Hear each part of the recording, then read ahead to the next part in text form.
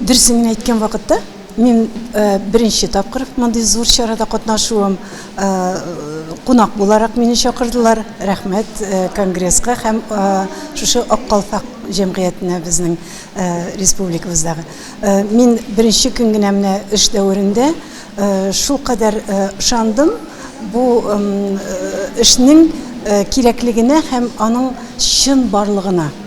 Менә әйтәләр бит, әгәр ышанасың килә икән, тотып кара дип. Шул шикелле менә үз күзләрем белән бүген иртәдән бирле шушы калфаклы ханымнар, туташлар янында үземне дә ничектер менә шушы калфак җәмгыятенең әгъзасы кебек сизә башладым инде.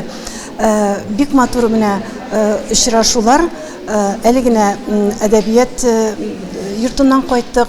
Әлбәттә, бу конгрессның эше кирәк, чөнки иң кирәклесе милли мәсьәләләрне күтәрәләр.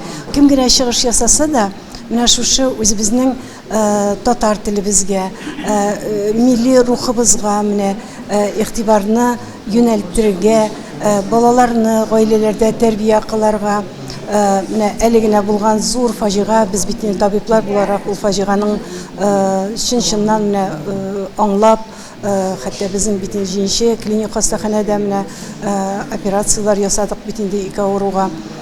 Андый менә фаҗигалар булмасын өчен баланы күкрәк сөте ашаудан гына түгел, бала яралганнан бирле тәрбияләргә кирәк дигән фикердә мин менә. Шуннан иң беренче гаиләдә башланган тәрбия, аннан инде мәктәптә, менә мин бу мәктәпкә Адамнар мәктәбенә кергәч тә шундый ничектер нәрсә дип әйтим, менә рәхәтләнеп киттем. Мәктәп бит инде бу. Мәктәптә менә бөтенләй икенче төрле рух, бөтенләй икенче төрле менә без укыган вакытта бит бер катлы гына агач бина иде бит инде. Без 5 кыз, 5без бер мәктәптә укыдык. 1нче, 3нче менә шулай 8нче класска кадәр инде. Һәм бездә менә дуслык, бездәге тәрбия темалары менә ул бит менә бу карап торам рәсемнәр, без өйдә газетлар чыгарадыр, икътисад газетларда кем өлгерми менә класста аларны яхшырак укучыларга беркетеп, алар белән менә 5 кыз, 5 тагын бала белән кайтадыр без. Табак тутырып, пич бәрәңгесе пешерелеп куелган булыр иде шулай. Шуларны ашап, пешкән әйберләрне ашап, аннар дәрес хәзерләргә утырдык. Менә ул да тәрбия.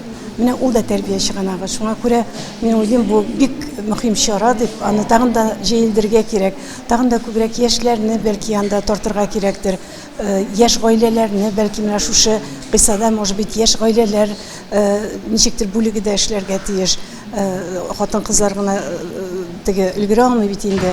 Ничек итеп аларны психологик яктан якларга, сакларга, ничек итеп аларны әзерләргә, менә миңа калса бик күп ул конгрессның эше.